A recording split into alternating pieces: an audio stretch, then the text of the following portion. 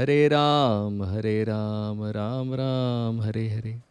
मुखं करोति वाचालं पंगुं लङ्घयते गिरिं यत्कृपातमं वन्दे श्रीगुरुदीनतारिणं श्रीचैतन्येश्वरं परमानन्दमाधवम्। हरे कृष्णा। सभी भक्तों का स्वागत है आज के श्रीमद् भागवत सत्र में। हम श्रीमद् भागवत के प्रथम स्कंद 12वां अध्याय आज शुरू करने वाले हैं। कल हमने देखा कि किस तरह भगवान श्री कृष्ण का स्वागत द्वारिकापुरी में होता है। भगवान श्री कृष्ण द्वारका में कई महीने रहते हैं। जब रहते हैं तो वहाँ पर अपने जितने सारे सगे संबंधी हैं उन सब का मन प्रसन्न करते हैं। उनका संग देकर सारे लोग उनकी सेवा में लगे हुए हैं। और इसके पश्चात फिर युधिष्ठिर महाराज के मन में जो प्रश्न है कि क्या मेरी वजह से इतना बड़ा युद्ध हुआ, क्या मैं ये पाप का जिम्मेदारी हूँ, तो ये जो प्रश्न है उनके मन में, तो भीष्मदेव के माध्यम से वो उसे सुलझाते हैं। और उसके पश्चात फिर हमने देखा कि भगवान द्वारिकापुरी के लिए प्रस्थान करते हैं और द्वारका में उनका बहुत बड़े तौर पर स्वागत होता है। और कैसे कैसे लोग आते हैं, किस किस के साथ भगवान किस तरह आदान प्रदान करते हैं, द्वारिका की जो स्त्रियाँ हैं वो किस तरह भगवान के विषय में चिंतन करती है। भगवान के लिए अलग अलग उपमाएं दी जाती है, जैसे सूरज और 2 चंद्रमा और उसके साथ छोटे छोटे तारे और एक रेनबो है। ये सारा दृश्य जब भगवान आते हैं उन पर फूल बरसते हैं तो फूल छोटे छोटे तारों की तरह दिखते हैं। 2 चामर जो है वो 2 चांद की तरह दिखते हैं और भगवान का सुंदर चेहरा, तेजस्वी चेहरा, उसके ऊपर वो जो छाता चमक रहा है वो सूरज की तरह है। ऐसा सुंदर भगवान के स्वागत का वर्णन हमने कल सुना। तो उसके पश्चात अचानक क्या होता है, ये सारी चीज़ें जब सूत गोस्वामी बता रहे हैं तो अचानक शौनक ऋषि को याद आता है कि अरे बीच में हमने एक टॉपिक छोड़ दिया। वो कौन सा टॉपिक था कि हाँ, आप बता रहे थे कि परीक्षित राजा जो है बहुत वैभवशाली राजा थे, लेकिन अचानक उनका देह अंत हुआ। तो वो राजा परीक्षित जो थे उनके विषय में हम तो पूछना भूल ही गए। तो अब वो क्या करते हैं, भगवान को द्वारिका छोड़ देते हैं और वहाँ से अब ये अध्याय टर्न लेता है, क्योंकि ये पहले स्कंद के जो हीरो है वो है परीक्षित महाराज और फिर दूसरे स्कंद, पहले स्कंद के अंत में शुकदेव गोस्वामी का एंट्री होता है। तो ये 2 हीरो है। तो अभी मुख्य जो पात्र है परीक्षित राजा, उनके विषय में वो प्रश्न पूछना शुरू कर रहे हैं। तो आइए इस अध्याय की शुरुआत करते हैं। ये 12वां अध्याय है श्रीमद् भागवत का। अब यहाँ पर इस अध्याय में परीक्षित महाराज के बचपन से लेकर की जो जानकारी है, उनका जन्म कैसे होता है, ये अध्याय में उसका पूरा विवरण दिया गया है। आइए शुरू करते हैं। शौनक उवाच अश्वत्थामानुपस्त्रेण ब्रह्मशीर्ष्णोरुतेजसा उत्तराया हतो गर्भ ईशेन अजीवित पुनः। तो यहाँ पर शौनक ऋषि शौनक उवाच प्रश्न पूछ रहे। उपसृष्टेन, उपसृष्टेन ब्रह्मशीर्ष, उपसृष्ट मतलब छोड़ना, ब्रह्मशीर्ष मतलब ब्रह्म अस्त्र, उरु तेजसा, उरु तेजसा मतलब जिसमें इतनी घनघोर शक्ति थी, इतनी घनघोर उसमें तेज था। उत्तराया हत गर्भ, तो वो छोड़ा गया। किसने छोड़ा? अश्वत्थामा, अश्वत्थामा ने छोड़ा। किस पर छोड़ा? उत्तराया गर्भ, उत्तरा के गर्भ पर छोड़ा। तो क्यों छोड़ा? हत, वो जो बच्चा उसके गर्भ में था उसे हत मारने के लिए अश्वत्थामा ने वो ब्रह्मास्त्र छोड़ा। लेकिन क्या हुआ? ईशेन अजीवित पुनः, वो जो बच्चा पेट में मर गया था, अजीवित, उसे फिर से वापस जीवित किया गया। किसने किया? ईशेन, ईशेन मतलब ईश मतलब भगवान श्री कृष्ण को कहा जाता है। तो ईश मतलब यहाँ पर किसने उस बच्चे को पुनर्जीवित किया? वो जीवित किया भगवान श्री कृष्ण ने। अजीवित पुनः, उसे पुनः जीवित कर दिया। तो वो जो ब्रह्मास्त्र का तेज इतना था कि बच्चे का जो भौतिक शरीर, जो गर्भ बढ़ रहा था, वो नष्ट हो चुका था। लेकिन भगवान अभी आगे क्या करते हैं उस बच्चे के लिए, तो इसका वर्णन यहाँ पर आता है। अभी दूसरे श्लोक में वो ये पूछते, तस्य जन्म महाबुद्धे कर्माणि च महात्मन निधानम च यथा एवासित सप्रेत्य गतवान यथा। तो वो यहाँ पर और पूछते हैं कि हमको ये बताइए, जैसे पहले श्लोक में उन्होंने पूछा कि परीक्षित तो मर गए थे, भगवान कृष्ण ने उनको वापस जीवित कैसे किया। अब वो दूसरा प्रश्न पूछते हैं कि ये जो परीक्षित राजा थे महाबुद्धे, बहुत बुद्धिमान थे, और कर्माणि च महात्मनो, और उनकी जो कार्य थे वो भी महात्माओं के कार्य की तरह से थे। और उनका जन्म जब हुआ तो उसके पश्चात जब उन्होंने अपना जीवन काल किस तरह व्यतीत किया, निधानम, और उनका मृत्यु किस तरह से हुआ, और मृत्यु के पश्चात प्रेत्य गतवान यथा, और मृत्यु के पश्चात उन्होंने अगली गति क्या प्राप्त की, इसके विषय में आप हमें बताइए। तद इदम श्रोतुम इच्छामो, फिर तीसरे श्लोक में कहते हैं ये सारा जो हकीकत है भगवान परीक्षित राजा के जीवन के विषय में, श्रोतुम इच्छामो, हम सुनने की इच्छा करते हैं। गदि तुम यदि मन्य से, तो आप क्या कीजिए, गदि तुम मतलब क्या कीजिए, अगर आप यदि मन्य से, आप अगर आपकी इच्छा हो, अगर आप सोचते हैं कि यह प्रश्न उचित है, तो आप हमें क्या कीजिए, गदि तुम, उसे आप विस्तार से बताइए। ब्रूहीन श्रद्धानानाम यस्य ज्ञान अदत शुक, और वो बात भी बताइए कि किस तरह से परीक्षित राजा ने यस्य ज्ञानम अदत शुक, तो उन्होंने सुखदेव गोस्वामी से ज्ञान किस तरह से हासिल किया और कौन सा ज्ञान हासिल किया, ये आप हमें बताइए। तो इसके विषय में आप क्या कीजिए, विस्तार कीजिए। तो संक्षिप्त में वो क्या पूछ रहे हैं कि परीक्षित राजा के जीवनी के विषय में आप हमें बताइए। प्रभुपाद जी तात्पर्य में बहुत सुंदर बात लिखते हैं कि अगर किसी को आत्म साक्षात्कार करना है तो वो सिर्फ और सिर्फ सिंसियर हियरिंग से, मतलब अगर आप बहुत ठीक तरह से योग्य व्यक्ति से सुनेंगे तो बहुत जल्दी आत्म साक्षात्कार हमें हो जाता है, वरना वो कभी भी संभव नहीं होगा। फिर अगले श्लोक में वो कहते हैं सूत उवाच अपप्लाद धर्मराज पितृवद राजन्य प्रजा निस्पृह सर्व कामेभ्यो कृष्ण पादानुसेवया। अब वो कहते हैं अपिप्पलाद मतलब धर्मराज अपिप्पलाद, मतलब धर्मराज किसको कहा गया, युधिष्ठिर महाराज। अपिप्पलाद वो राज्य कर रहे थे, वो राज्य कैसा था, बहुत वैभवशाली राज्य था। और वो राज्य किस तरह से कर रहे थे, पितृवत, पितृ मतलब पिता, वत मतलब जैसे, तो पितृवत पिता के जैसे रंजयन मतलब का मतलब क्या है, हम कहते हैं ना रंजन, मनोरंजन, तो वैसे ही रंजयन मतलब क्या, सारे लोग, प्रजा की सारे लोग संतुष्ट थे। रंजन उनका मन कैसा था, मन रंजन हो रहा था, आनंदित वो सारे लोग थे। प्रजा मतलब सारे लोग आनंदित थे। निस्पृह, ये सब क्यों हो रहा था कि सारी प्रजा खुश है राजा से। जैसे आज देखा जाए तो कहीं पर तो प्रजा बिल्कुल असंतुष्ट है, राजा बड़े खुशी से रह रहे, और कहीं तो प्रजा की तरफ ध्यान ही नहीं है। तो ये असंतुष्टि क्यों है, तो उसका कारण यहाँ पर वो बताते हैं। प्रजा में, वहाँ की प्रजा संतुष्ट क्यों थी, तो वो कह रहे थे निस्पृह सर्व कामेभ्यो। तो वो राजा जो थे, राजन यहाँ पर किसको कहा गया, युधिष्ठिर महाराज। तो राजा की खासियत क्या होनी चाहिए, अगर आपको खुश रहना है, हम सबको खुश रहना है, तो हमें ही योग्य राजा को चुनना होगा। तो राजा कैसे होना चाहिए यही हमको पता नहीं है। तो राजा के लिए कहा जाता है निस्पृह। निस्पृह को प्रभुपाद लिखते हैं, स्पृहा मतलब इच्छा, निस्पृहा मतलब खुद के लिए वो कुछ नहीं करना चाहता। जैसे हमारे प्रधानमंत्री जी, वो पूरी शक्ति देश के विकास में लगा देते, लेकिन आज के कुछ नेता ऐसे हैं कि देश को ही तोड़ने पर तुले हुए। तो राजा कैसा होना चाहिए, निस्पृह मतलब खुद के लिए कुछ इसको इच्छा नहीं है। निस्पृह सर्व कामेभ्यो मतलब खुद की इंद्रियों को तृप्त करने के लिए उसमें अगर कोई इच्छा नहीं है तो वो राजा सब प्रजा को खुश रख सकता है। हालांकि सिर्फ राजा पर नहीं निर्भर रहता, उसके नीचे वाले भी उतने क्वालिफाइड होने चाहिए, तो ये पॉसिबल होता है।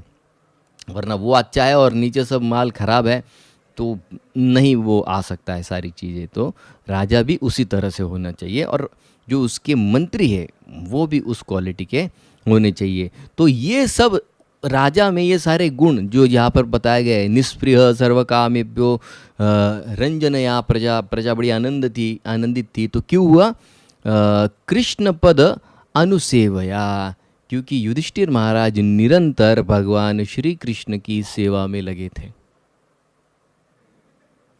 इसके लिए राजा अगर भगवत भक्ति में नहीं है या धर्म का पालन करने से नहीं जुड़ा है तो निश्चित रूप से प्रजा असंतुष्ट रहेगी ही रहेगी, इसमें कोई डाउट नहीं है। इसके लिए राजा को शुद्ध होना बहुत बहुत ज़रूरी है। तो यहाँ पर विश्वनाथ चक्र ठाकुर लिखते हैं कि ऐसा पुत्र, इतना शक्तिशाली पुत्र उनको क्यों प्राप्त हुआ? क्योंकि युधिष्ठिर महाराज कृष्ण पद अनुसेवया, निरंतर कृष्ण की सेवा करने में लगे थे। अब अगले श्लोक में वो बताते हैं, संपदा कृत वो लोक महिषी भ्रातरो मही जम्बुद्वीप अधिपत्यम च यशश्च त्रिदिवम गतम। तो वो बता रहे हैं कि युधिष्ठिर महाराज का यश कहाँ कहाँ फैला था। तो कहते त्रिदिवम, तो तीनों लोकों में युधिष्ठिर महाराज का गतम यश फैला हुआ था। यशस गतम, यश गतम मतलब क्या? यश उनका तीनों लोगों में फैला हुआ था। किस चीज़ के लिए फैला था? क्यों उन्होंने ऐसा क्या किया? संपदाम, उनके पास इतनी संपत्ति थी।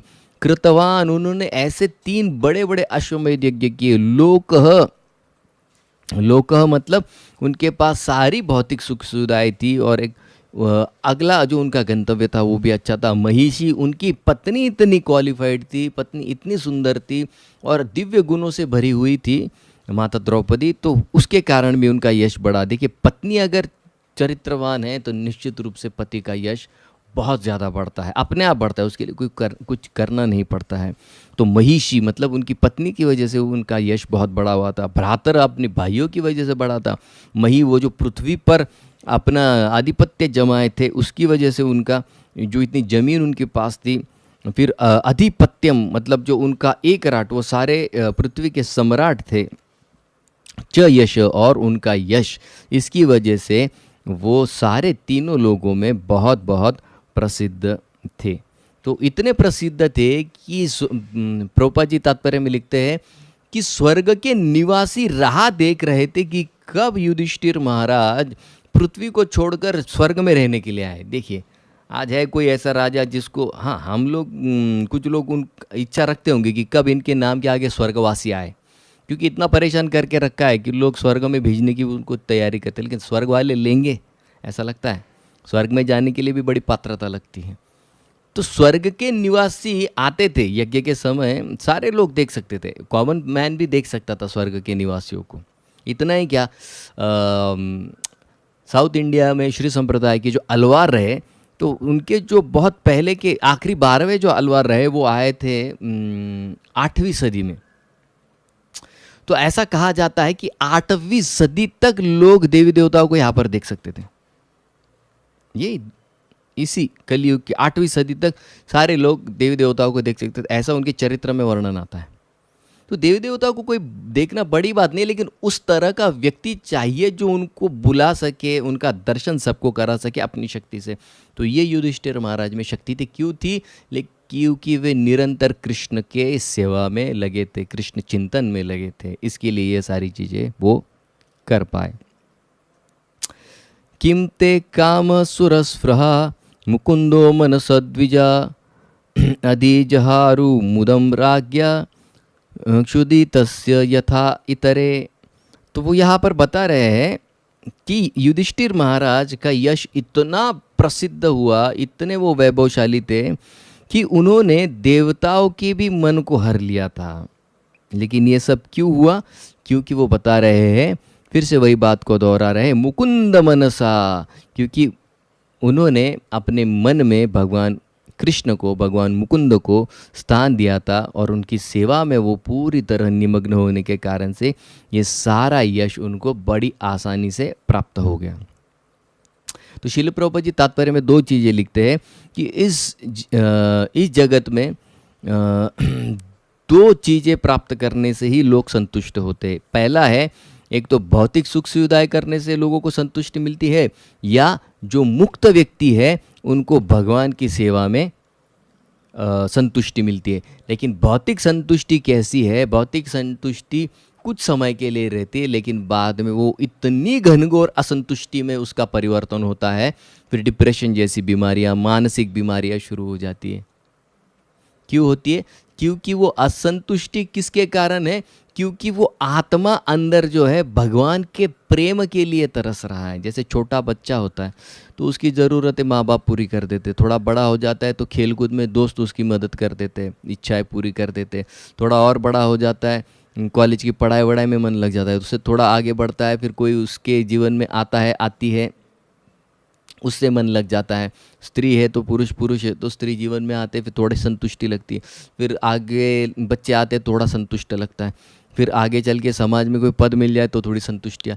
लेकिन पूरी तरह से कभी कोई व्यक्ति संतुष्ट होता ही नहीं है, क्योंकि हर जगह पे उसको ये पता चल रहा है कि जब मैं छोटा था तो माता पिता कुछ हद तक मदद कर पाए, उसके आगे बढ़ा तो दोस्त कुछ हद तक मदद कर पाए।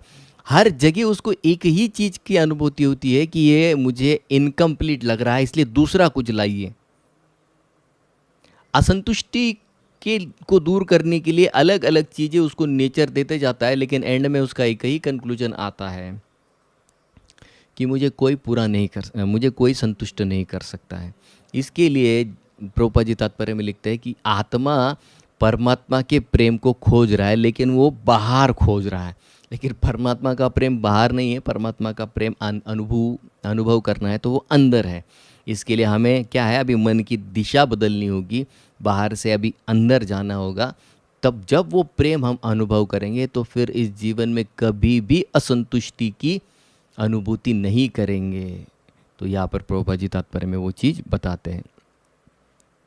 फिर आगे वो बताते हैं सूत गोस्वामी, मातु गर्भ गतो वीर स तदा भृगुनंदन ददर्श पुरुष कश्चिद दह्यमानोस्त्र तेजसा। मातु गर्भ गत, जब वो माता के गर्भ में स्थित थे, वीर, तो यहाँ पर परीक्षित महाराज के लिए शब्द क्या इस्तेमाल किया है, वो बहुत वीर थे। सह मतलब परीक्षित महाराज।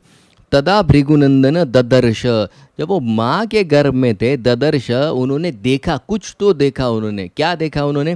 पुरुषम कंचित, उन्होंने एक ऐसे दिव्य व्यक्ति को देखा, और वो व्यक्ति ने क्या किया? दह्यमान अस्त्र तेजसा, जब उनका शरीर वो दिव्य अस्त्र के तेज से जल रहा था, तब उन्होंने ददर्श पुरुषम, एक सुंदर व्यक्ति को माँ के गर्भ में देखा।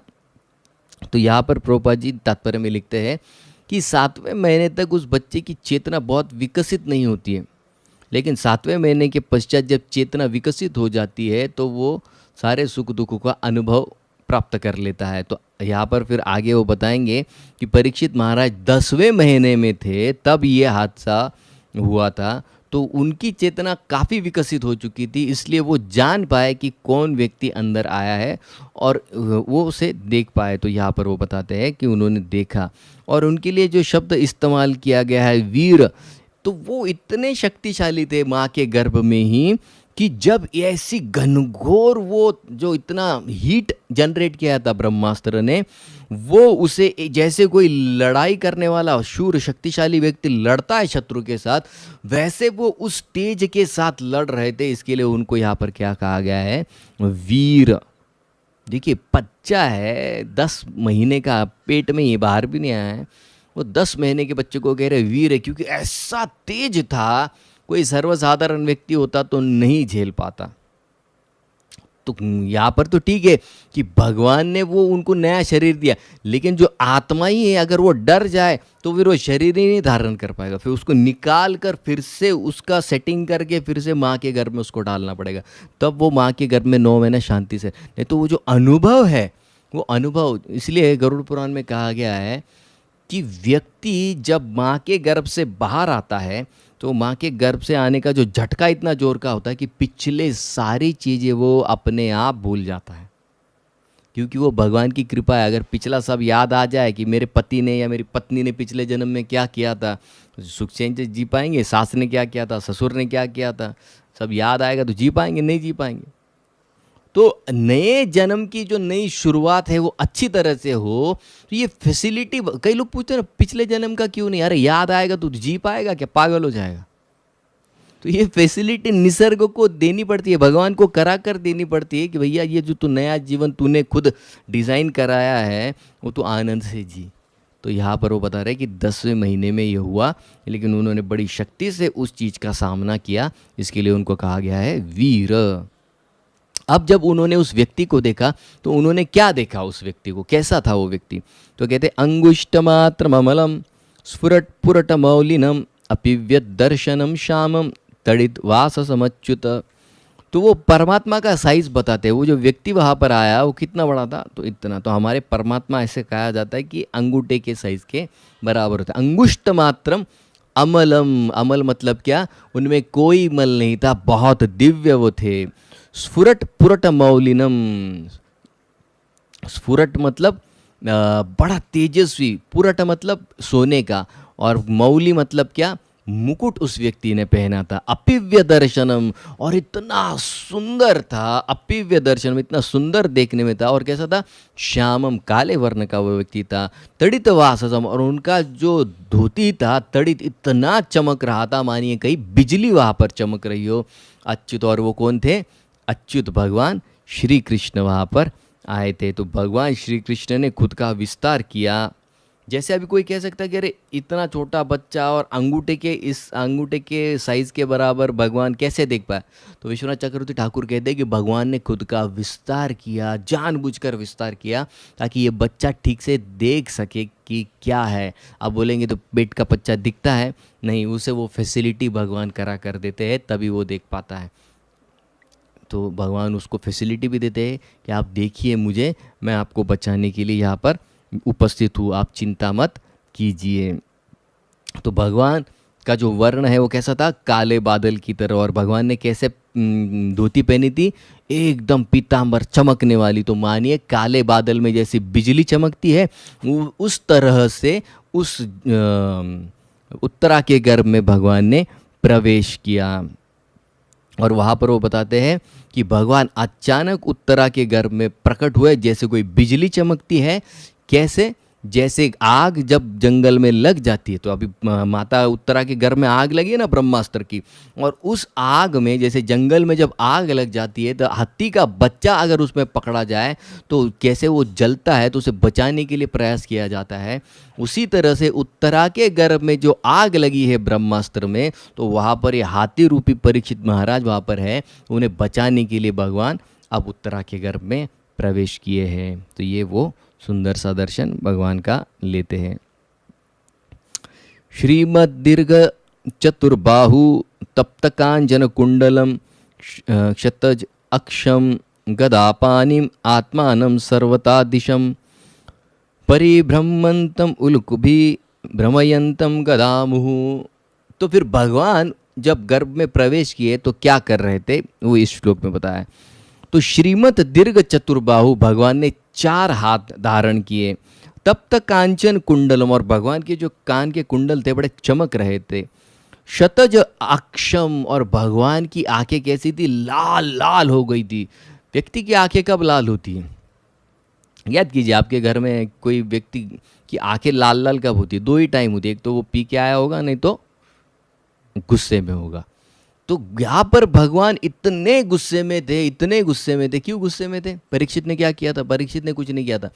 ये अश्वत्थामा को इतना समझाने के पश्चात, दंड देने के पश्चात भी इसने ये ब्रह्मास्त्र चला। ये गुस्सा भगवान के मन में अश्वत्थामा के लिए था। तो उसकी वजह से, उस गुस्से से भगवान की आंखें लाल लाल हो गई थी कि इस छोटे से शिशु को भी अश्वत्थामा ने नहीं छोड़ा। और क्या कर रहे थे भगवान, गदा पानी। तो भगवान ने क्या किया था, गदा अपने हाथों में ली थी।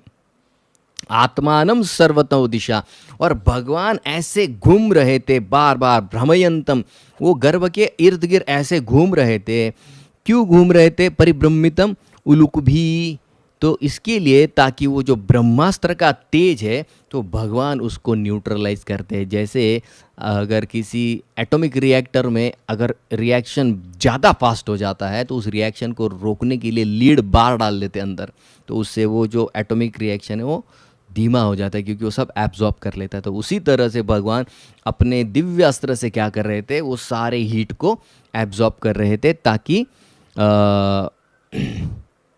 परीक्षित राजा को फिर से नया शरीर वहाँ पर प्राप्त हो सके।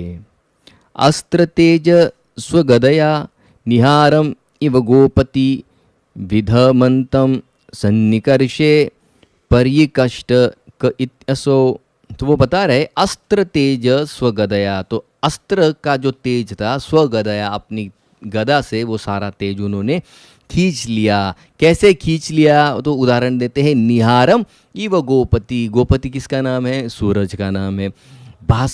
गोपति इव निहारम, सुबह के जो दव के बिंदु घास पर पड़ते हैं, जैसे ही सूरज का तापमान बढ़ने लगता है तो वो कैसे पानी भाप बनकर उड़ जाता है। उसी तरह से भगवान सिर्फ गदा घुमा रहे थे और सारे अस्त्र तेज स्वगदया, सारे अस्त्र के तेज को भगवान ने विधमंतम, विधमंतम मतलब खींच लिया।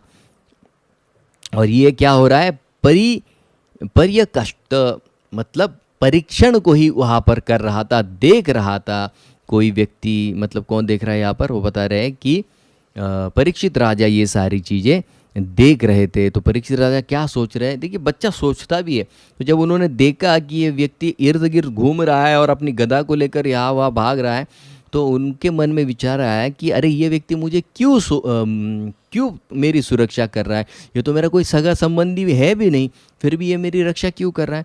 ऐसा विचार यहाँ पर परीक्षित राजा के मन में आता है।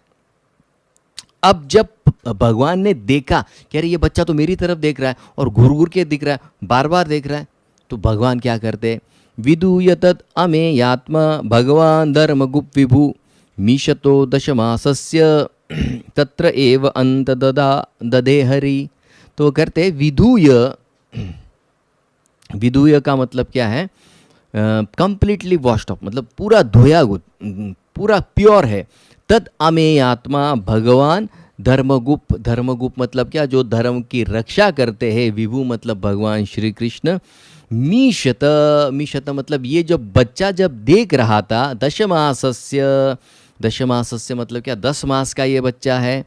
तत्र एव अंत दधे, तो भगवान ने जब देखा कि बच्चा मेरी तरफ देख रहा है, मैं जो जो चीज़ कर रहा हूँ ये सब कुछ बच्चा, इस बच्चे ने देख लिया है, तो भगवान ने क्या किया? तत्र एव अंत दधे, तो भगवान उनके आँखों से ओझल हो गए। क्यों? क्योंकि भगवान धर्मगुप्त है, जो धर्म का पालन करते हैं उनका रक्षण करने के लिए भगवान हमेशा तत्पर रहते हैं। और भगवान कैसे है? विभु, किसी भी अवस्था में भक्त की रक्षा कर सकते हैं। तो यहाँ पर जो हरि शब्द इस्तेमाल किया गया है, तो वो उसको लेकर विश्वनाथ चक्रवर्ती ठाकुर बहुत सुंदर टीका करते हुए कहते हैं कि भगवान का नाम यहाँ पर हरि क्यों रखा गया है? और भी भगवान के अनेक नाम है, उनका इस्तेमाल हो सकता था, हरि का नाम क्यों लिया? तो कहते हैं कि उत्तरा के गर्भ में क्यों गए भगवान हरि? क्योंकि उनके भगवान के मन में क्या था? मैं परीक्षित, हरि का मतलब, हरि नाम का मतलब क्या है? हरती थी, हरि जो हर लेते। तो क्या क्या हरते? भगवान पापों को हर लेते, गलत आदतों को हर लेते। और सबसे महत्वपूर्ण क्या है? हरि नाम की व्याख्या कब पूर्ण होती है? जब वो हमारे मन को हर लेते हैं। तो भगवान का यहाँ पर हरि नाम क्यों है? क्योंकि भगवान अंदर क्यों गए थे? बाहर से भी बहुत कुछ कर सकते थे ना, अंदर क्यों गए? क्योंकि वो चाहते थे कि मैं अंदर जाके परीक्षित का मन हर लूँ, और एक बार परीक्षित का मन मुझ में लग जाए तो फिर इस दुनिया में कोई ताकत नहीं है, कितने भी बड़े बड़े प्रलोभन आ जाए, वो व्यक्ति कभी भी अपने मार्ग में च्युत नहीं होगा, गिरेगा नहीं। तो यहाँ पर हरि नाम से भगवान की जो चोरी करने की आदत है या खासियत है, खास करके भगवान क्या चोरी करते हैं? माखन चोरी नहीं करते। माखन तो बस माध्यम है, माखन के माध्यम से क्या करते हैं? मन को हरते हैं। इसके लिए यहाँ पर भगवान परीक्षित के मन को हरने के लिए गए थे। और कहाँ गए? वो माता उत्तरा के गर्भ में गए, यहाँ पर वो बताया गया है। फिर 12 से लेके 15वें श्लोक तक वो बताते हैं कि उस 10 मास के पश्चात एक बड़ी सुंदर तिथि पर परीक्षित राजा का जन्म हुआ। सारा वातावरण पवित्र था, सारे नक्षत्र बड़े सुंदर तरीके से वहाँ पर प्रस्थापित हुए थे, और एक शुभ घड़ी पर वहाँ पर परीक्षित राजा का जन्म होता है। और उनके गुण और उनकी शक्ति वैसी ही थी जैसे पांडु महाराज की शक्ति थी। तो वो पांडु महाराज के कुल के बहुत बड़े वंशधारी बन रहे हैं, यहाँ पर वो दिखाया गया है। 13वें श्लोक में बताया गया है कि कैसे धौम्य ऋषि और कृपाचार्य उनका जात संस्कार करते हैं। और फिर 14वें और 15वें श्लोक में जो जो ब्राह्मण वहाँ पर आए थे जात कर्म करने के लिए, तो प्रचुर मात्रा में उनको धन दिया गया, उनको संतुष्ट किया गया। प्रभुपाद जी सुखदेव गोस्वामी लिखते हैं वहाँ पर उस श्लोक में कि उन्होंने दान तो दिया, लेकिन क्वालिफाइड व्यक्ति को ही देना दिया। ये चेक करके दिया कि ये व्यक्ति क्वालिफाइड है कि नहीं। वरना हम क्या करते हैं, ब्राह्मण दान देना है, ब्राह्मण, अरे ब्राह्मण क्वालिफाइड है क्या? उसको दे के तुमको भी तो कुछ फायदा होना चाहिए। अगर वो आपका पैसा लेगा और जाके बीड़ी पिएगा तो क्या, वो तो पाप का ही भागीदार, आपको भी बनाएगा, खुद तो बन ही रहा है। तो इसके लिए वो कहते हैं कि क्वालिफाइड व्यक्ति होना चाहिए उसको दान देने के लिए, तब आपको प्रॉपर फल मिलता है, वो फलित होता है। इसके लिए हम गीता के 18वें अध्याय में भगवान ब्राह्मण क्षत्रिय वैश्य शूद्र सबके गुण बताते हैं कि सब में क्या क्या विशेषताएं देखनी चाहिए, उसके पश्चात ही दान देना चाहिए, वरना आपका दान बिल्कुल भी फलित नहीं होगा। और जब बच्चे का जन्म होता है और जब संकट स्थिति होती है, ऐसे समय पर जो दान किया जाता है वो अक्षय फल देने वाला होता है, ऐसे शास्त्र में कहा गया है। इसके लिए बच्चे के जन्म के पश्चात और जब हम संकट में हैं, ऐसे समय पर निश्चित दान करेंगे तो उसका बहुत अच्छा फल प्राप्त, अक्षय फल प्राप्त होता है। ऐसा विश्वनाथ चक्रवर्ती ठाकुर अपनी टीका में शास्त्रों के आधार पर लिखते हैं। अब 16वें से लेके 29वें श्लोक तक ब्राह्मण जो है वो उस बच्चे के भविष्य के विषय में अभी बताएंगे महाराज परीक्षित को। तो कहते हैं, दैवेन अप्रतिघाटेन शुक्ले संस्तम उपेयुषु राट वह अनुग्रहार्थाय विष्णुना प्रभविष्णुना। तो यहाँ पर वो बता रहे हैं कि आपका ये जो बच्चा है वो कैसा है, शुक्ल, शुक्ल मतलब बड़े पवित्र और शुद्ध हृदय का है। और ये जो बच्चा है ये कैसा है,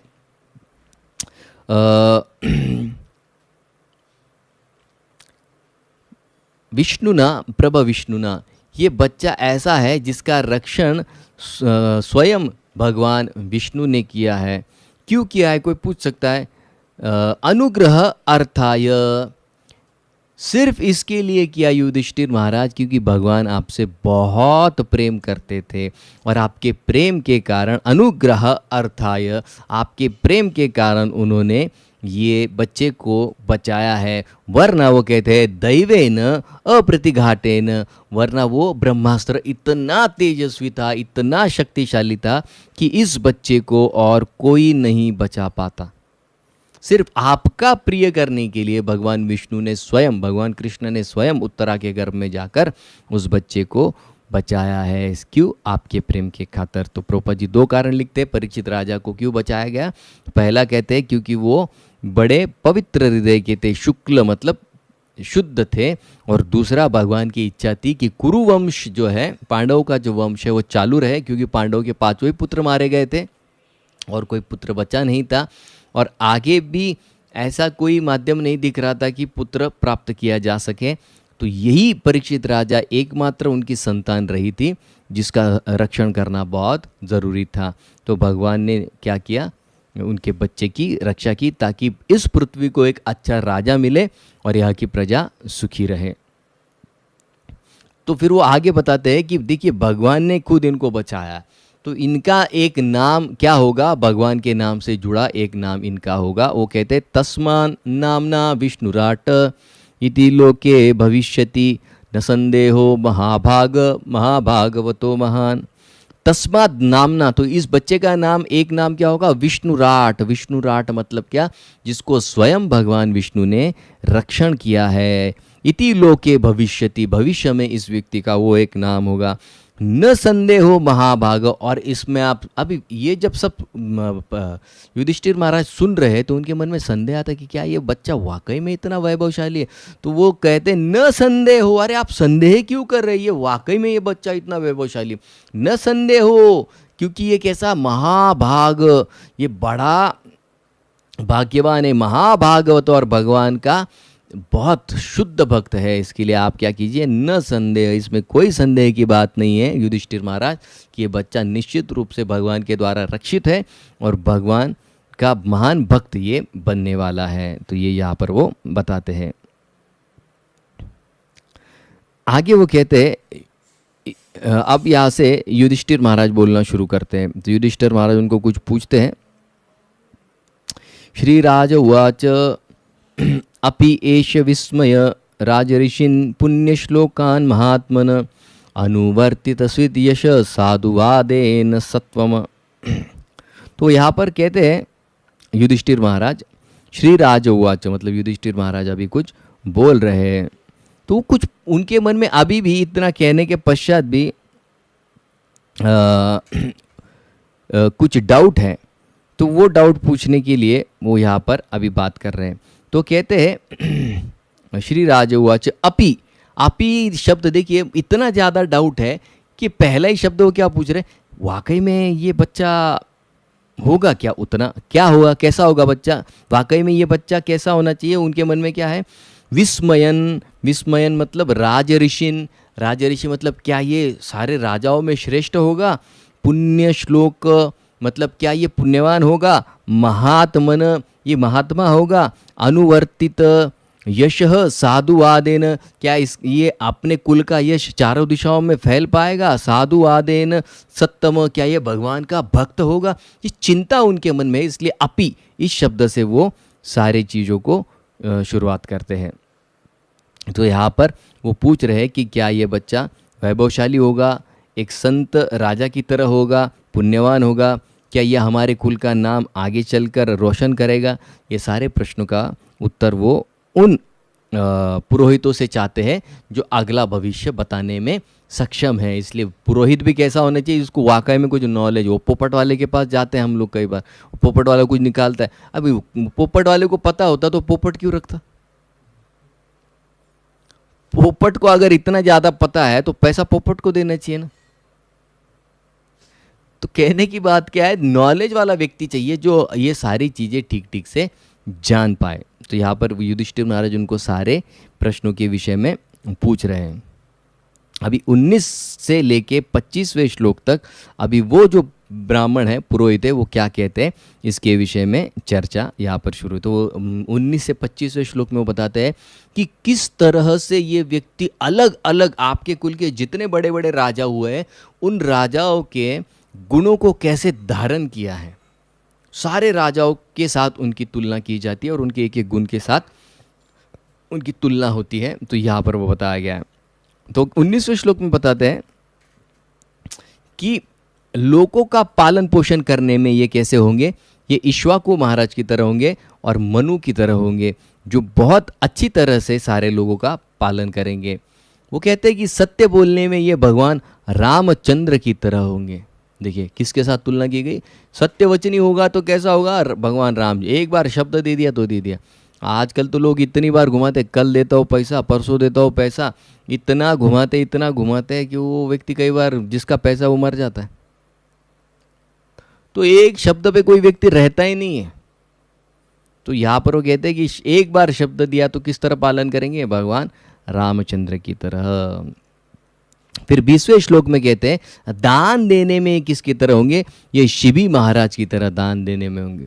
शिबी महाराज की विषय में कहा जाता, कथा आती, प्रभुपाद जी ने इतना बड़ा तात्पर्य लिखा है हर राजा के विषय में। प्रभुपाद जी ने महाभारत से चुन चुन के सारे प्रसंग लाए और इतने बड़े बड़े तात्पर्य लिखे इस चैप्टर में। अर्जुन के विषय में तो बाप रे बाप, प्रभुपाद तो लिखते ही जा रहे। ऐसा लगता है कि पूरा बायोग्राफी अर्जुन का लिखा है शॉर्ट में प्रभुपाद जी ने। तो हर राजा के विषय में प्रभुपाद जी महाभारत से कोट करते। तो शिबी महाराज के विषय में प्रभुपाद जी लिखते हैं कि शिबी राजा के राज्य में एक बार क्या हुआ, एक कबूतर आया, तो कबूतर के पीछे बाज भी आया। तो दोनों राजा के पास आकर खड़े रह गए और कबूतर कहता है कि राजन मैं आपकी शरण लेता हूँ। तो राजा ने कहा ठीक है मैं आपको शरण देता हूँ। तो बाज कहता है इसको शरण दे देंगे तो मैं क्या खाऊंगा, भूखा रहूँगा, तो आपको मेरे लिए भी कुछ करना पड़ेगा। तो वो राजा शिबी कहते हैं कि ठीक है आपको की क्या इच्छा है। तो कहते हैं कि इसके बराबरी का मांस मुझे खिलाइए तो मैं चला जाऊँगा, इसको छोड़ दूंगा। तो राजा कहते ठीक है। अभी राजा ने यहाँ वहाँ से नहीं कहा ये बकरी को लेके आओ, मुर्गे को लेके आओ, नहीं, वो बकरी और मुर्गे को भी अपनी प्रजा की तरह संभालते थे। देखिए, वरना किसी मंत्री के घर की कोई शादी हो तो हजारों की संख्या में मुर्गे और बकरे काटे जाते, गाय बैल काटे जाते। ये ऐसा नहीं किया उन्होंने। उन्होंने हर प्राणी को अपनी प्रजा की तरह संभाल कर रखा था। तो वो कहते कि ठीक है, मैं मेरे शरीर का काट के दूंगा। अभी ये गुण है, ये होने चाहिए राजा में। अभी कोई कहेगा अरे इतने मात्रा में थोड़ी, खुद का थोड़ी दे सकता है। अरे खुद का नहीं दे सकता तो कम से कम दूसरे की जेब तो मत काटो, इतना तो कर सकता है ना राजा। तो ऐसे राजा को तो चुनना चाहिए। अगर नहीं है ऐसा राजा तो बनवाओ। ये गृहस्थों का कार्य है कि ऐसी संतान उत्पन्न करे जो समाज के लिए कुछ करे आगे चल के। नहीं तो लोग कहते राजे तुम ही परत है। अरे तुम क्या गोटी खेलेगा क्या तब तक? राजे परत देऊन काय करणार? तुम्ही राजा तैयार करा नहीं थे त्याच्याऐवजी। हर माता पिता में इतनी शक्ति है कि एक शिवाजी को तैयार कर सकते, वरना आजकल तो जहाँ था अफजल खान ही दिख रहे। तो ये राजा कहता है कि मेरे शरीर का मांस ले लो, और देते जा रहा है। एक एक तराजू लेते, उसमें वो कबूतर को बिठाते और दूसरे तराजू में मांस डालते जा रहे। मांस तो हिल ही नहीं रहा है, आधा शरीर कट जाता है। वो कहते हैं कि छोड़ो यार, पूरा बैठ जाता। और जैसे वो बैठ जाते हैं तो वहाँ वो जो बाज है और कबूतर है वो देवताओं का रूप ले लेते हैं, और इतना खुश हो जाते हैं कि अरे आपने खुद के जीवन को दे दिया एक पंछी को बचाने के लिए। ये राजा के लक्षण है। ये हमको ऐसे राजा को चुनना है, अगर नहीं है तो बनाना है, हमको एक तैयार करना है। घर घर में ऐसा व्यक्ति चाहिए, तभी यहाँ पर खुशहाली आएगी, वरना नहीं आएगी। तो कहते हैं दान देने में कैसे शिवी महाराज की तरह है। और सारे धनुर्धारियों में किसकी तरह होंगे? अर्जुन की तरह होंगे। और इनको रोक नहीं पाएगा। जैसे अग्नि जब एक बार भड़क जाए तो कोई नहीं रोक पाता ना, वैसे ये होंगे, कोई इनको रोक नहीं पाएगा। और समंदर की तरह बहुत शक्तिशाली होंगे। उस शक्ति किसकी तरह होगी? शेरों की तरह इनकी शक्ति होगी। आश्रय देने में किसकी तरह होंगे? हिमालय की तरह होंगे। और सहन करने में किसकी तरह होंगे? वे पृथ्वी की तरह होंगे। और सहन करने के लिए और दूसरा उदाहरण वो देते हैं कि जैसे माता पिता बच्चों की गलतियों को सहन पर सहन किए जाते हैं, उस तरह से अपनी प्रजा की भी कुछ गलतियों को ये सहन करते जाएंगे, जैसे माता पिता करते हैं। मन एकदम स्थिर हो, उसमें ये किसकी तरह होंगे? ब्रह्मा जी की तरह। और दूसरा उदाहरण देते हैं उनके दादाजी जो युधिष्ठिर महाराज रहे। वर देने में किसकी तरह होंगे? भगवान शंकर की तरह होंगे। और आश्रय देने के लिए किसकी तरह होंगे? लक्ष्मी, माता लक्ष्मी और भगवान नारायण की तरह होंगे। और उदारता में कैसे होंगे? ये रांति देव की तरह होंगे। रांति देव ने अपना सारा जो भोजन है वो चंडाल को दे दिया। कई लोग आते एक के बाद एक के बाद। तो चंडाल जब आता है, चंडाल मतलब मैंने कल भी बताया था, कुत्ते का मांस खाने वाला, जो पंचम वर्ण में नहीं आता है। तो रांति देव ने कहा कि अरे मैं मर भी जाऊंगा तो भी चलेगा, लेकिन इस चांडाल की प्यास बुझा कर। और चांडाल क्या कहता? मुझे नहीं प्यास लगी, मेरे कुत्तों को प्यास लगी। तो चांडाल के कुत्तों के लिए राजा जो थरथर कांप रहे हैं, अगर पानी नहीं पिएंगे तो मर जाएंगे, वो कहते कि भगवान मेरे प्राण चले जाने दीजिए, लेकिन मेरा जो शरीर है दूसरों की सेवा के लिए इस्तेमाल हो। ये राजा होता है। ये राजा के लक्षण है, हमको पता ही नहीं है। तो जब वो पानी देते तो फिर से क्या होता है? सारे जितने भी लोग आए थे मांगने के लिए वो सब देवी देवता होते, तो उनकी परीक्षा लेने के लिए आते हैं। आजकल ना तो प्रजा राजा की परीक्षा लेती है, और देवी देवताओं को तो कोई इंटरेस्ट ही नहीं, क्योंकि ऐसे घटिया लोग राज कर रहे हैं, तो बोले क्या आएंगे यहाँ पर। तो कम से कम प्रजा ने तो राजा की परीक्षा लेनी चाहिए कि ये कर रहे काम, नहीं कर रहे, या खाली अपनी जेबें भर रहे, या दूसरे देशों की मदद कर रहे हैं, ये तो पता तो करना चाहिए। हम लोग तो बस सोए ही सोए। कम से कम कुछ नहीं तो कम से कम देश की इस हालत में रक्षा तो करनी चाहिए। ऐसे राजाओं को तो चुनना चाहिए हमने। आज तो लोग देश को ही, बाजू वालों को सपोर्ट करने में लगे, अपने ही लोग हैं। क्या क्या है अभी? तो ये गलती हमारी ही है, क्योंकि हम योग्य राजा को नहीं चुनते हैं। और वो कैसे होंगे? धैर्य में कैसे होंगे? बलि महाराज की तरह होंगे। और भक्ति में दृढ़ कैसे होंगे? प्रहलाद महाराज की तरह होंगे। और कैसे? वो सारे प्रजा को पिता की तरह पालन करेंगे। तो ये 26वें श्लोक तक सारे गुण वो बताते हैं। और फिर 27वें श्लोक में बताते हैं कि ऐसे वैभवशाली जो परीक्षित राजा होंगे उनका मृत्यु कैसे होगा? तक्षकाद आत्मनो मृत्युम द्विजपुत्र उपसर्जितः प्रत्यसते उपस्पृश्य मुक्त संग पदम हरे। तो कहते तक्षकात आत्मनः मृत्युम।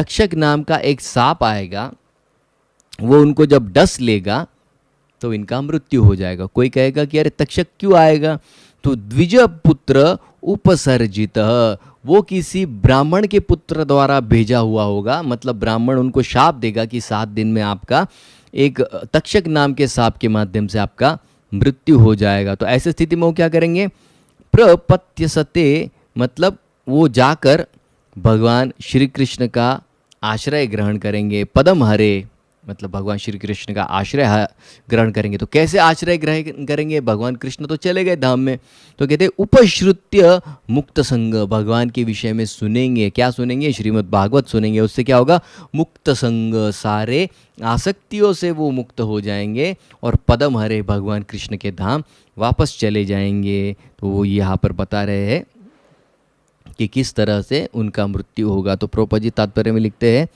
कि परीक्षित राजा इतने शक्तिशाली थे कि भगवान की शक्ति उनके साथ थी, तो वो उस शाप भी कर सकते थे, उसको हटा भी सकते थे, लेकिन वो भगवान के पास इसके लिए नहीं गए कि मेरा ये शाप हटाइए। जा सकते थे, लेकिन उन्होंने कहा कि अभी भगवान चाहते हैं तो इसके लिए मैं ये जीवन छोड़ने के लिए तैयार हूँ। और उन्होंने पूरे कायन मनसा वाचा सारी आसक्तियों को छोड़कर जाकर उन्होंने श्रीमद् भागवत सुना। और श्रीमद् भागवत उन्होंने किससे सुना, एक बोनाफाइड सोर्स से सुना, तब जाके सारी आसक्तियाँ टूटी। वरना लोग हर साल भागवत सप्ताह सुनते, लेकिन अंदर कोई पर वो गाय छाप वाला गाय छाप ही मल रहा है अभी तक। जो सिगरेट वाला है उसका सिगरेट ही चालू है, नॉनवेज वाला उसका नॉनवेज। और लोग क्या बोलते, बड़ा पुण्य का काम किया, 7 दिन भागवत सप्ताह। नहीं साहब, वो भागवत सप्ताह किसी काम का नहीं है। जब तक हृदय में परिवर्तन नहीं आता है, मुक्त संग नहीं हो जाते, वो भागवत सप्ताह किसी काम का नहीं है। ये समझ हमको आनी चाहिए। वरना गाना बजाना तो बहुत जगह पर हो जाता है, लेकिन भागवत में किसका आश्रय लेना है चाहिए, यही उनको समझता नहीं है ऑडियंस को। उनको लगता है 7 दिन खाली जाकर बैठ, उससे सिर्फ पुण्य मिलेगा, मुक्त संग नहीं होंगे, ये गारंटी है। प्रभुपाद जी तात्पर्य में ये सारी चीज़ें लिखते हैं। जिज्ञासित आत्म यथार्थय मुनेर व्यास सुतादसो हितवेदम नृप गंगायाम यश्चस्त अध्य अकुतो भयम। तो कहते हैं कि ये सारे चीज़ें जब हुई उनके जीवन में, शाप दिया गया और उनको बताया गया कि 7 दिन में अभी आपका मृत्यु होने वाला है, तो उन्होंने क्या किया, जिज्ञासित, जाकर उन्होंने व्यास सुत मतलब कौन, व्यास देव के सुत मतलब हमारे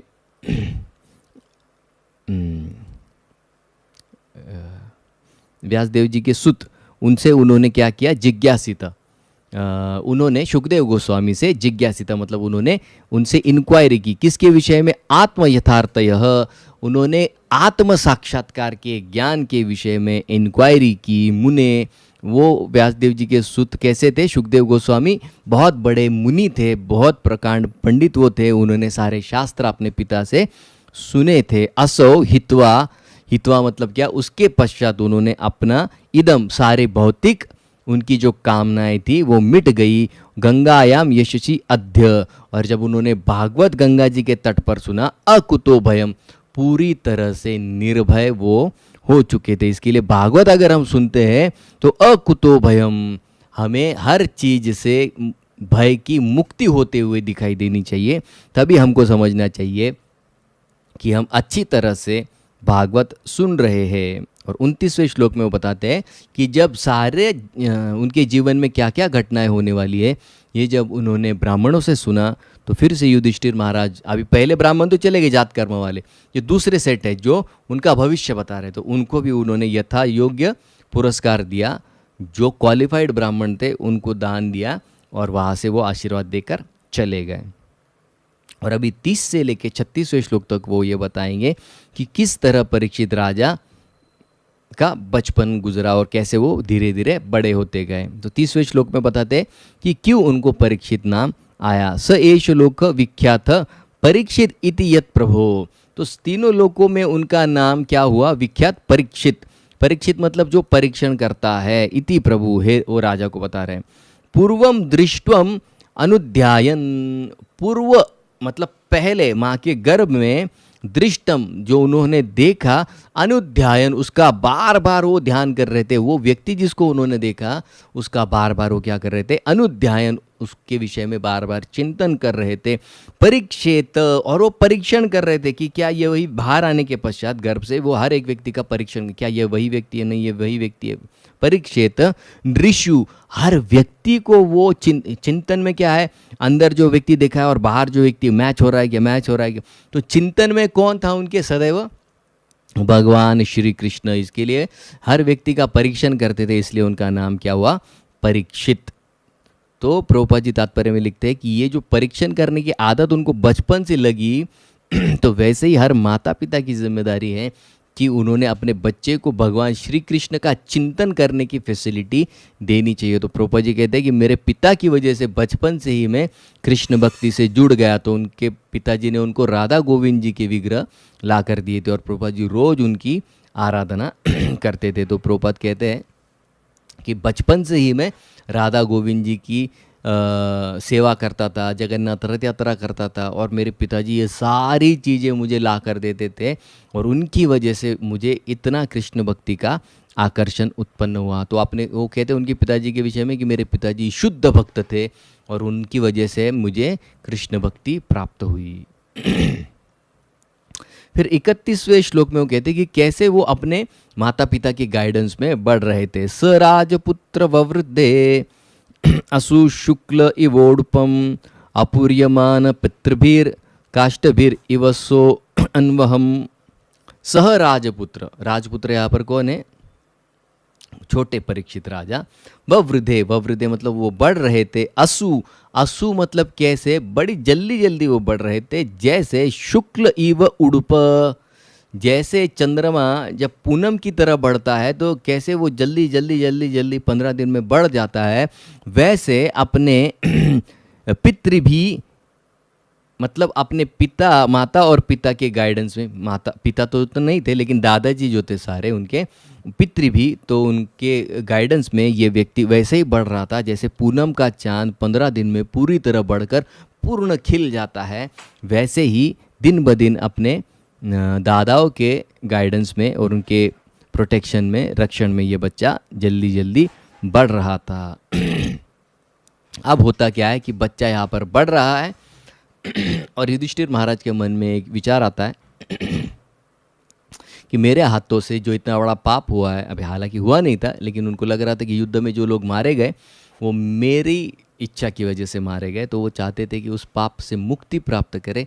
इसके लिए वो 3 अश्वमेध यज्ञ करना चाहते थे। जब लेकिन उन्होंने ट्रेजरी खोली तो ट्रेजरी आज जैसे भारत की अवस्था है वैसे अवस्था में थी। तो वो बताते हैं कि अरे अगर हमको टैक्स उतना ही कलेक्ट हो रहा है जितनी प्रजा की सेवा में इस्तेमाल किया जाए, एक्स्ट्रा टैक्स तो, एक्स्ट्रा पैसा तो है ही नहीं राजकोष में। क्यों? क्योंकि दुर्योधन भैया ने तो पहले ही सब उड़ा दिया था युद्ध में।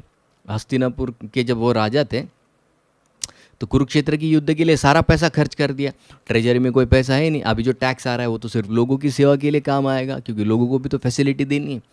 तो फिर वो बड़े चिंतित थे और सारे भाई ये समझ गए और ये बात कृष्ण जब वहाँ पर थे हस्तिनापुर में तो भगवान कृष्ण ने देखा, तो भगवान कृष्ण उनको कुछ बताते हैं। तो 33वें श्लोक में वो भगवान कृष्ण उनको बताते हैं कि मरुत नाम का एक राजा था, आपसे पहले हो चुका है, उसने बहुत बड़ा यज्ञ किया था और उस यज्ञ में उसने इतना दान दिया, इतना दान दिया सारे ब्राह्मणों को। लेकिन ब्राह्मण क्या करता है, ब्राह्मण उसी को कहते हैं जो जितनी ज़रूरत है वो उतना ही लेता है। तो ब्राह्मणों ने देखा कि ये सोने चांदी की थालियों का क्या करना है, घर जाके तो वैसे भी इधर उधर पड़ा रहेगा। तो उन्होंने उसमें खाया और वो दान बाकी का जो मिला था, सोने की थाली, सोने के बर्तन, चम्मच, ये सब वहीं पर छोड़ दिया और चले गए। ये ब्राह्मण है, ये ब्राह्मण के गुण है। अगर ब्राह्मण जरूरत से ज़्यादा 1 पैसा भी लेता है तो पाप का भागीदार बनता है शास्त्र के अनुसार। बोलिए आप, इसके लिए वो छोड़ के गए, मतलब बेवकूफ़ थे, सोने की थाली वहाँ पर छोड़ के जाएंगे। वो कहते इतनी ज़रूरत है नहीं, इसको लेके क्या करेंगे, तो वही छोड़ दिया।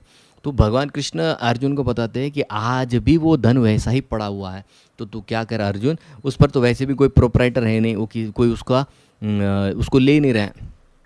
तो आप क्या करो, मरुत देश में जाइए और वहाँ से वो सारा धन लेकर आए। तो अर्जुन वहाँ पर जाते हैं और इतना धन उनको प्राप्त होता है वहाँ पर कि 3 अश्वमेध यज्ञ कर पाते हैं युधिष्ठिर महाराज, इतना धन वहाँ से उनको प्राप्त होता है। और फिर भगवान कृष्ण को वो अश्वमेध यज्ञ के लिए बुलाते हैं, उनको सबसे ऊंचा स्थान देते हैं, उनकी अग्र पूजा की जाती है और भगवान पर्सनली देखते हैं कि क्वालिफाइड ब्राह्मण आके वो यज्ञ करे, वरना मंत्र कुछ और है और मतलब मंत्र का कुछ और है। शादी में सन्यास के मंत्र गाते हैं आजकल लोग, बताइए आप, तभी शादी टिकती नहीं है। ये सब लोग सोचते डाइवोर्स इतना जल्दी, पुरोहित देखिए शादी में सन्यास के मंत्र, तो इसलिए दोनों को ऐसी विरक्ति आ जाती है, एक दूसरे का 6-6 महीने रहते हैं, बाद में बोलते बहुत हो गया, दूसरा देखते हैं अभी, क्योंकि पुरोहित क्वालिफाइड नहीं है। तो भगवान कृष्ण ने ये चीज़ देखी कि सारे पुरोहित क्वालिफाइड है, सारे ब्राह्मण क्वालिफाइड है, वरना आज के शास्त्रों में ये श्लोक आता है, जन्मना जायते शूद्र, संस्कारात भवेद द्विज, वेद पाठात भवेद विप्र, ब्रह्म जानाति इति ब्राह्मण। ब्राह्मण की व्याख्या क्या है? ब्रह्म जानाति इति ब्राह्मण, जो ब्रह्म को जानता है, जिसने ब्रह्म का साक्षात्कार किया, वही ब्राह्मण है। बाकी के सब क्या है? वेद पाठात भवेद विप्र, वो विप्र है। जो सिर्फ कर्मकांड यज्ञ कर सकते हैं वो विप्र है। जिन्होंने भगवान को जाना नहीं, समझा नहीं, वो ब्राह्मण नहीं हो सकते, वो कर्मकांडी ब्राह्मण होते हैं, जिनको विप्र कहा जाता है।